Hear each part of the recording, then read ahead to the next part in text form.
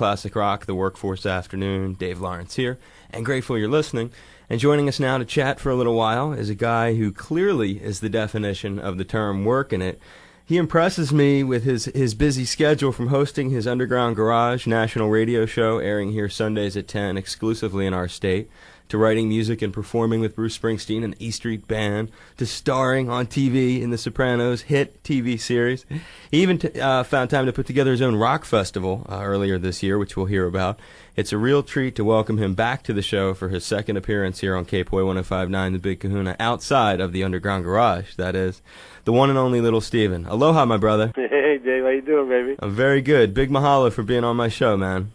My pleasure. It's great to have you back on, and congrats on the continued success of the Underground Garage. When you were just thinking of doing this show, did you imagine that it would catch on and be this wildly popular? You know, honestly, I don't find it that hard to believe, because I knew there was just a bunch of cool songs that people weren't hearing anymore anywhere, and if they only got a chance to hear them, that they would respond. So I got to say, I'm not that surprised, really. Has it continued to expand in that? Do you see there's a lot of demand? Like, how many new stations? I haven't heard you recently mention that. Yeah, we're up to 190 markets now. Wow. Coming from 135 different stations, I think it is. So, yeah, we have expanded. You know, it never stopped. I mean, we're basically continuing to go across the country. We got most of the country covered now. That is so impressive, dude. I knew it was like in the 170s or something the last time I had checked it out, but 190 markets, man. Yeah, it's incredible, I know. And, you know, the thing is that, you know, the ratings continue to be ridiculously high, too. So it's not just, you know, people tuning in out of curiosity. I mean, once people hear the show, they just get addicted to it, and I understand why. I mean, it's got nothing to do with me. It's just all these cool songs, man. I mean, you know. I beg to differ, though, man. I gotta say, it's not that at all, because I'm a regular listener of the show. So this is kind of a cool moment for me to get to rap to you, because I mean, it was great to have you on last year, but I hadn't really, that you were debuting the show. That's why we had you on. That's right. And so now it's sort of been almost a year, and I've gotten to really become a fan. And I think it does have a lot to do with you, because of the way you tell these great stories. And as I'm always telling folks here on the show, on my show in the afternoon, your stories are like first-hand accounts, you know, and you either have great historical data that I've never heard put together in the way that you do, or you have the accounts of being there with the people themselves that you've worked with, and I think that it brings a lot to the show, the fact that it's you as the host. Well, thank you, man. I really, you know, I appreciate that. But, you know, I mean, I agree with you that, you know, having been there certainly, you know, lends some authenticity to the whole thing. But that's not. You know, in the end, man, these songs, you know, they tell their own stories. Mm-hmm. I mean, there's so many cool things that have been just fallen into the cracks of the formats, you know, and that's what bothered me. I mean, at least, you know, in the New York area and most of the country, I mean, bands like the Ramones just, you know, never got accepted at radio. And I couldn't understand that, you know. I was like, man, you know, they sound like half the things they do sound like hit records to me, mm-hmm. you know. So that kind of thing, and then, you know, wanting to get them on the radio was one thing, but also just, you know, the fact that a lot of classic rock stations now have stopped playing a lot of the 60s stuff, and a lot of the oldies formats have stopped playing a lot of the 50s stuff, and you know, the 50s and 60s, that's the Renaissance, man. So, you know, that stuff never gets old, and I personally believe that cool is timeless. And, you know, I get emails from kids, you know, to this day, you know, we're turning them on to records that are 50 years old, and they sound fresh, you know. If you've never heard them before, you know, they're new. And so we got, you know, we're turning the baby boomers, you know, the older folks onto all these new young cool bands, and we're turning the kids onto some of the older stuff, you know. And so it's been, you know, it's been easy to have fun. I mean, my toughest job is limiting myself to 25 records. That's the hard part, The celebrity endorsements that you manage to acquire, I think, are part of what draw in, when you talk about. I mean, it's sort of, as the show has grown, I've collected them together, and then I just had my production guy assemble this collage with like pieces of that artist's music underneath, like using their very biggest hits. So I got this crazy collage with like Graham Nash and Robert Plant and Keith Richards and Pete Townsend, and you're very familiar with who's done these for you. Are these friends of yours? How do you get those dudes to give you the IDs? It's funny because nobody ever talks about that, but I think that's one of the fun things that we do. Most of them are friends, and occasionally we'll run into somebody that becomes a friend. Or just as a fan of the show or something like that. I mean, when it comes to this kind of music, everybody just digs it so much that it's hard to find, people don't look for reasons to do it. Anybody we ask, just says yes right away. I mean, we've, the only person I've had trouble getting is like Al Pacino, and I'm so sorry I didn't get Brando before he died. But other than that, we're really, we're really lucky. I mean, we managed to get a hold of everybody, and I run into them sooner or later, but unusual cats who, do not do this thing on a normal basis. You get Benicio del Toro or Sean Penn or Keith Richards, people like that just don't endorse anything. That's what we're quite proud of. Oh man, they're huge, and to hear the Robert Plant one and stuff, some of them are very lively, and I collaged them together in like this really tight, like minute-long thing of all the big rock dudes, basically. If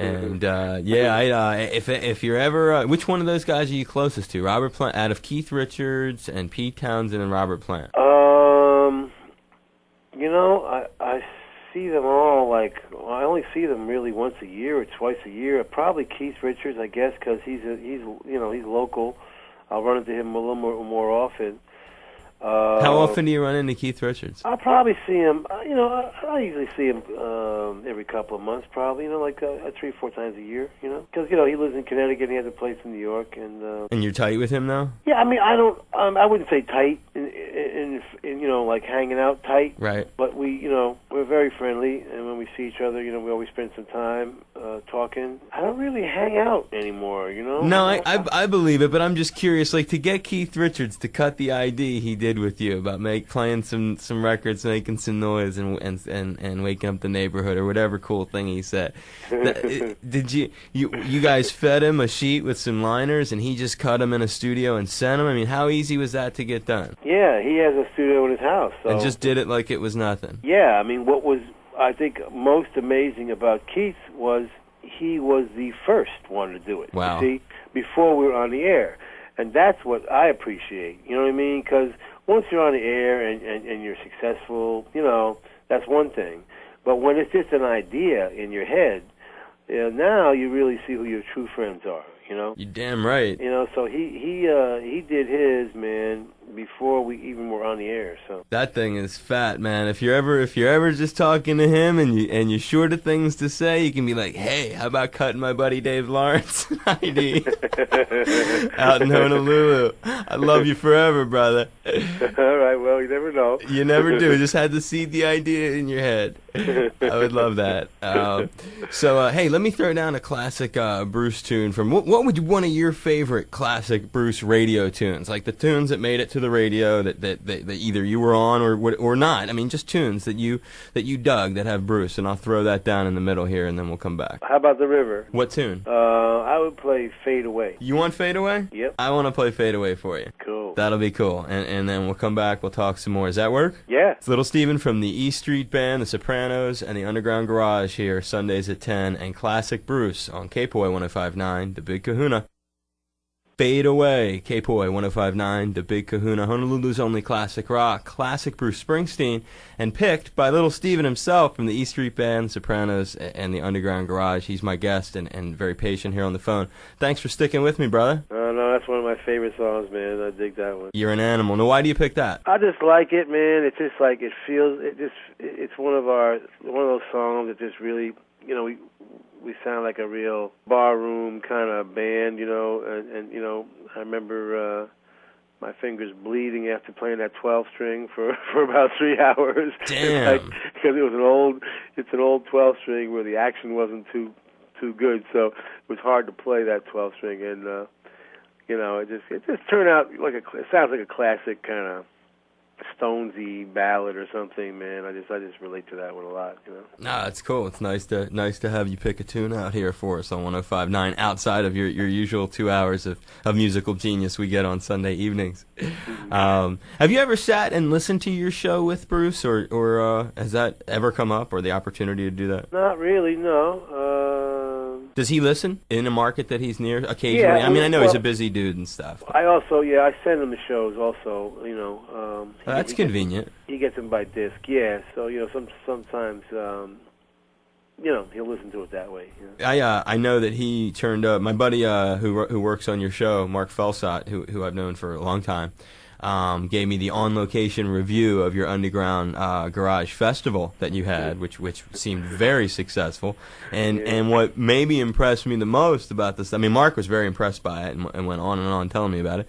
But the thing that really blew me away of some of the details was I heard that Bruce spent hours there just watching the bands and stuff. Well, he not only was watching, but he was host. He's one of our hosts, so he introduced at least 3 different bands, you know. Wow. So, yeah, we had a bunch of fun hosts there, and it's a good thing we did because my original plan, which was to have this really cool revolving stage and then basically have no time in between bands, that thing broke after like 1 hour. So that's what I heard. You know, we had like 40 bands with you know, all of a sudden we went from no breaks to 40 breaks, you know. So it's a good thing I had some hosts hanging around. Get out there and stall for you. Yeah. What inspired you to put it together? It was just like a next logical step. You know, we're always trying to find ways to expand this thing. I mean, you know, we got all kinds of ideas. You know, we're going to try and turn the radio show into a TV show this year. We had a very successful Battle of the Bands this year, which we also may turn into a reality type TV show. We filmed the festival, which is going to be a really cool movie. For DVD? For DVD and feature film. You know? Nice. Yeah, I mean, we're going to release around February or so. That's going to be very unusual because I think it'll be the first 3D concert. Yeah, filmed in 3D. What's all that about? Yeah, I mean, it's just wait till you see this. I mean, it's going to just blow your mind. I'm telling you right now. Yeah, I mean, we saw the first 3D footage the other day, and man, I knew it was going to be cool, but I didn't know it was going to be this cool. I mean, it's just unbelievable. You got to wear glasses and stuff? Yeah. Oh, yeah. The whole thing, man. The whole thing. You know, so it's going to be so funny. And you know, it's not going to be a typical concert type of documentary thing, you know.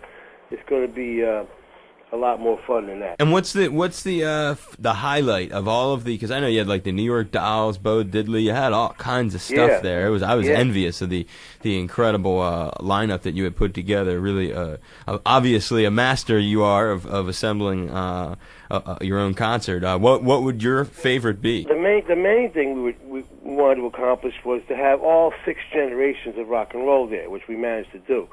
Just like we play on the radio show. Mm-hmm. We had all kinds of reunions. I mean, Big Star, reunited. The Dictators came back together. New York Dolls, obviously. The Stooges. Yeah, the Stooges, right. You know, Creation from England, which most people don't know, but they were as big as the Who in London in the 60s. Pretty Things came over also from London. That wasn't really a reunion because they never stopped playing. There's all kinds of stories. I mean, we had the Pete Best Band, man. You know, Pete Best was the original drummer with the Beatles before Ringo. That's awesome. That was really wild, you know. I can't remember now, but we, you know, of course, every cool new band in the world was there. I mean, you know, we must have had 25 of the 40 bands were all, new bands. So it was, everybody from that all the way to Nancy Sinatra, and Bo Diddley. So it was like, the Electric Prunes reformed for us. And, you'll see it all in the film, but it's going to be, like I say, a different kind of film. It's not going to be like, everybody keeps remaking Woodstock, I don't want to do that, so we're going to do something different. I'm thinking maybe we could screen it. We've done a lot of screenings and stuff like that, and I'd love to do a 3D screening. That would be huge. Absolutely, man. That's what we got. All of our affiliates are going to get into this, It's going to be the happening thing probably somewhere around the middle of February. Dude, all about that out here. That's going to be, I'm already looking forward to doing a 3D Cool. Underground Garage Festival screening with you, Little Steven. That's awesome. Yeah, we're just trying to carry on that tradition we've started now of just having fun, doing unusual things. And when we do live gigs, we had 60, I think it was 60 go-go girls at the festival. We had, we just try and, do things in an unusual way that's just fun, Mark said something about a soundtrack around Christmas or something that you're working on. That's just, I'm a music supervisor on a Christmas movie that's, not Underground Garage related. I knew that. I knew it was just like something else cool that you were involved in. Yeah, it's just a kind of a fun trip for me. I've never really done that before, and it's a family just kind of Christmas movie. Tim Allen and Jamie Lee Curtis and Dan Aykroyd and Cheech Marin. And Joe And you're Ross. doing the music for all that? Yeah, I'm doing all the songs. I'm like collecting all the songs for it, and Dig that, man. it's fun, man. It's a trip. Chris Columbus wrote that and produced it, and Joe Ross directing it. And What's it called? It's called Christmas with the Cranks. And it's out around Christmas. Yeah, it'll be out around Thanksgiving. Yeah, Around Thanksgiving. Yeah. Okay. It's just it's a fun kind of a fun comedy, family comedy type of thing. Quite different than The Sopranos, I'd say. Yeah. I'd say just about as far away as you can get. Is that? Do you see that really, The Sopranos, as a jumping off point for more stuff from there in that direction, or at least in the TV film thing? I don't know. I could never live in the world of an actor, man. That's just too tough a life. I couldn't do it. But if somebody comes to me and wants to do something, I certainly would consider it if it's something I feel I could do. And at the same time, we got one more season with The Sopranos, and then I'm still like hoping I can talk somebody into doing like a spin-off, because I'd love to continue doing that character and really explore that character. There's a whole lot we can do with it that we haven't done. Silvio Dante, the series. Yeah, man. I'm ready. I'm ready for that. I hear it in your voice. I'm ready to move up to the, into the starting roster. Listen to my man. I love it, dude. That's well, awesome. most real, lifelong actors, they always want to stretch and they want to do different things, and and obviously, I could dig that. That's cool, but I don't really care. You know what I mean? I'll play this cat forever. You love it. It's a good. I love it. I spent a lot of time figuring this dude out, and I don't want to give him up. I hear it in your voice. I love the ownership of the role, man. Yeah, you're passionate about it, and that's obviously an ingredient that helps make the show so successful. Well, I'm rooting for continued success in that department. Count me in as one of your supporters with that, for sure. Thanks. And just a couple things I'll wrap it up with you. I'm in a city where, as you probably know or may not know, Elvis Presley had a number of connections here in Honolulu. And I recall that, and you'll correct me if I'm wrong, but when Bruce made his famous wall-scaling maneuver at Graceland, weren't you there? I was, yeah. It was me and him. It was you and him. Yeah. I didn't go. I wasn't that big a fan, So I was like, you know what? I'll wait here. he jumped over, I appreciate Elvis, for his historical significance, obviously, and I like his early records, but I just wasn't that big a fan, man. My thing was bands, you know what I mean? Sure, but you're walking along, you're on the street. How did it happen? What did he do? He just said, "Hey, I'm gonna," what what happened? I think we took a cab. We got knowing a cab. That's what you were gonna do. Yeah. We got in a cab and we just said, "Take us to Graceland," And of course they all know where it is. It's like the White House. So the cat took us out there. I think we had him wait, if I recall. I waited with the cab, and Bruce went over and got as far as the front door. and I think if I can't remember really, but I think his father, Elvis's father, I think answered the door. Wow. Yeah, I think so. And I said, he's like, "Is Elvis home?" He's like, no, Elvis ain't home at the moment. And that was that. Dude, that's a high quality memory. Yeah, I mean, it wasn't like the cat. There didn't seem to be a whole lot of security at the time. The story is that there was security that grabbed him and stuff. That didn't happen. I remember actually getting as far as the front door and having the front door opened. You know what I mean? Like somebody opened the door. I'm pretty sure. It wasn't like a bunch of cats grabbed him as he's walking up or anything. I think they, I mean, it's a long time ago, so I don't know. But I remember being that way. He got all the way to the door, knocked on the door, and somebody opened it. And I think it was his father. I think it was Elvis' father answered, and he was just like, "Hey, I'm Bruce Springsteen, and whatever. I don't know. I forget what he said. I play rock and roll. And I like to say hi to Elvis, and whoever it was very nice. They just say like, well, he ain't here at the moment. But, try back tomorrow. Or something, That's good stuff, man.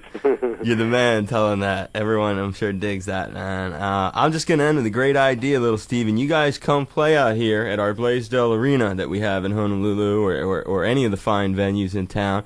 And since you're a DJ on the station, we'll present the show. And if you want, we could do it as a charitable thing, whatever it takes. I just want to give you the red carpet and let you know we'd love to have you come out here and do something in town with us. Well, thank you, man. I hope someday we will do that. Because I'm ashamed to say I have never been to Hawaii. I mean, ever? No. Not on vacation? Nothing? No. Oh, man. I think I've always been afraid if I went, I'd never come back. I think that's probably my fear, but that might be the case. Your buddy Mark, who works on your show, has promised me he's going to come out here soon. So maybe if he comes, he'll give you like a little first-hand account, and maybe that'll help twist your arm to get you to come out here. Well, no, I mean, I don't need much talking into. I just find the time, But yes, I know Mark. Mark. For those of you in the audience, don't know, he's our in-house syndication cat. He's the one who gets the show to us, syndicates our show. So he always wants to go visit the affiliates. Starting with you, okay? I mean, like he brings that up like once a month. Is it time to go visit the affiliates? I better start like in Hawaii. I'm like, yeah, Mark, just get back on the phone, babe.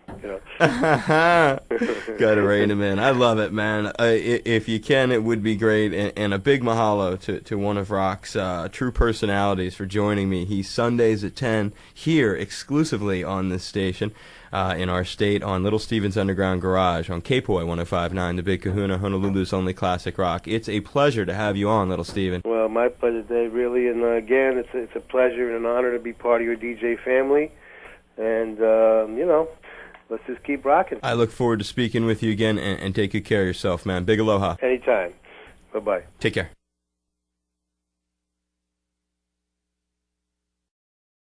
Hey, baby, this is Little Steven. You are with the man, Dave Lawrence, on the coolest station in town.